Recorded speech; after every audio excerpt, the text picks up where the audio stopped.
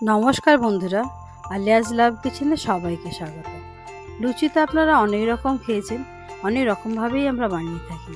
তবে এরকম একবার বানিয়ে খাওয়ার অনুরোধ রইল। দেখতেও যেরকম সুন্দর হবে, খেতেও কিন্তু অপূর্ব স্বাদ। একবার বাড়িতে বানিয়ে দেখতে পারেন, বাচ্চা থেকে বড় সবার মন জয় করবে। এটা যদি কারোর কোনো রকম উপবাস বা কোনো রকম কিছু থাকে, তখন সেদিনে বানিয়ে দিলেও কিন্তু বেশ ভালো লাগবে। কেন ওই দিন উপবাসের দিনে কিন্তু মানুষের মুখে একটু রুচির একটু চেঞ্জ লাগে, তো সেদিন বানালে কিন্তু খুব ভালো হয়। একবার এটা বানানোর অনুরোধ রইল, বানিয়ে কিন্তু অবশ্যই জানাবেন যে কেমন হয়েছে। এটা বানানোর জন্য একটা জায়গায় আমি কিছুটা জল গরম করতে দিয়েছি। এই জলটার মধ্যে আমি নিয়েছি পাতলা করে কেটে কুমড়ো। খুব বেশি পাতলাও নয় বা খুব বেশি মোটাও নয়, কেন খুব বেশি পাতলা দিলে ঘেটে যাবে, ওই জন্য একটু মোটা করে কেটে আমি কুমড়োটা সেদ্ধ করতে দিয়েছি। কুমড়োটা খুব ভালোভাবে দেখুন আমি খুন্তি দিয়ে চেপে দেখে নিচ্ছি যে সেদ্ধ হয়েছে কিনা। কুমড়োটা সেদ্ধ হয়ে গেলে আমি এটা ছেঁকে তুলে নেব। একটু ঠান্ডা হতে দিয়ে রাখবো, যাতে এটা আবার হাত দিয়ে ম্যাশ করতে সুবিধা হয়। এখানে আমি হাত দিয়েই ম্যাশ করে নিচ্ছি, তবে আপনারা চাইলে ম্যাশার দিয়েও ম্যাশ করতে পারেন, বা কেউ চাইলে মিক্সি ব্লেন্ডার জারেও ব্লেন্ড করে নিতে পারেন, কোনো অসুবিধা নেই। তবে এটা নরম জিনিস তো হাত দিয়ে হয়ে যায় বলে আমি হাত দিয়ে করে নিলাম। এর মধ্যে সামান্য পরিমাণ নুন আর 1 চামচ মতো চিনি দিলাম আমি এখানে, যে ময়ামের জন্য যেগুলো দিতে লাগে, মাখতে লাগে। এর মধ্যে দিয়ে দিলাম 1/4 কাপ অফ সুজি। এখানে মনে রাখবেন সুজিটা কিন্তু অবশ্যই দিতে হবে।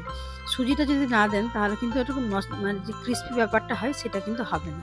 এখানে সুজিটা কিন্তু খুবই জরুরি দরকার। সুজিটা না দিলে কিন্তু টেস্টটা এতটা বেশি আসবে না। এরপর এখানে আমি এটা আটা দিয়ে মাখছি, কেউ চাইলে ময়দা দিয়েও করতে পারেন। আমি ভাবলাম আটাটা দিয়ে করি, কারণ আটাটা যতই হোক একটা হেলদি জিনিস ময়দার তুলনায়, সেই জন্য আমি এখানে আটাটাই ব্যবহার করলাম। তবে কেউ চাইলে কিন্তু ময়দার ব্যবহারও করতে পারেন, অসুবিধা নেই কিছু। দেখুন এটা সুন্দর একটা শক্ত ডো, যেরকম আমরা লুচি পাউডার বানাই সেরকম আমার হয়ে গেছে। এর মধ্যে একটু সাদা তেল মাখিয়ে রেখে দেবো আধ ঘন্টার জন্য। যেহেতু সুজিটা আছে একটু ওটা ফুলবে, জলটা একটু শুক করে নেবে, সেই জন্য এটা আধ ঘন্টার জন্য আমি ঢাকা দিয়ে রেখে দেবো। আধ ঘন্টা পর ফিরে এসে এর থেকে ছোট ছোট লুচির আকারে কয়েকটা লিচি আমি বের করে নেব। দেখুন আধ ঘন্টা পরে আমি ফিরে এসেছি। ফিরে এসে দেখি আমার আটাটা কীরকম হয়েছে, আর একবার এটাকে আমি মেখে নিচ্ছি। দেখুন সুন্দরভাবে আটাটা আমার সেট হয়ে গেছে, বুঝতেই পারছেন যে সুন্দর একটা মিডিয়াম ডো হয়ে গেছে। এর থেকে ছোটো ছোটো লুচির আকারে আমি পুরো গড়ে নিচ্ছি। বন্ধুরা, যদি আমার রান্নাগুলো আপনাদের ভালো লাগে তাহলে অবশ্যই চ্যানেলটিকে সাবস্ক্রাইব করবেন, পাশে থাকা বেল নোটিফিকেশনটা অবশ্যই অন করে দেবেন, যাতে আমার আপলোড করা যে কোনো ভিডিও সবার প্রথমে আপনাদের কাছে পৌঁছে যেতে পারে।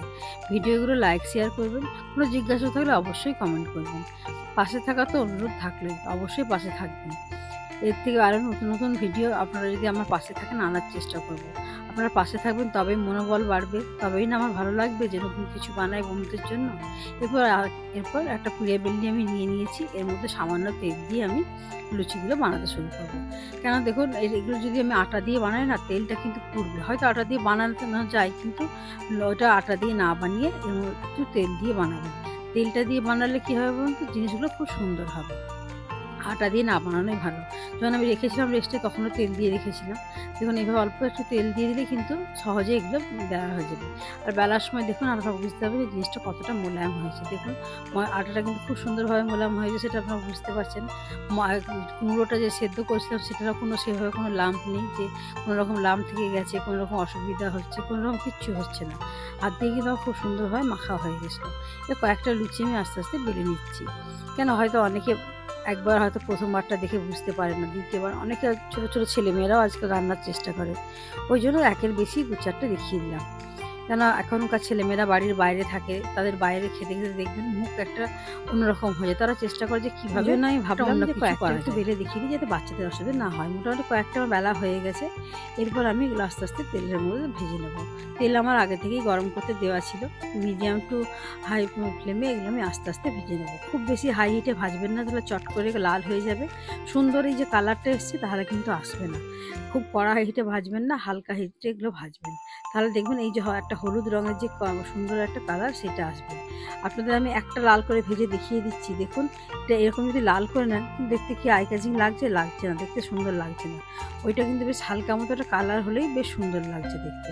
ওই জন্য এগুলো চেষ্টা করবেন একটু হালকা আঁচে ভাজা, যাতে সুন্দর কালারটা থাকে। ওই জন্য বললাম প্রথমেই যে একটু হালকা আঁচে ভাজবেন। বন্ধুরা, যদি আজকের মতো রেসিপিটা আমি এখানেই শেষ করছি। আপনারা ভালো থাকবেন, সুস্থ থাকবেন। ফিরে আসবো অন্য কোনো দিন নতুন কোনো ভিডিও নিয়ে।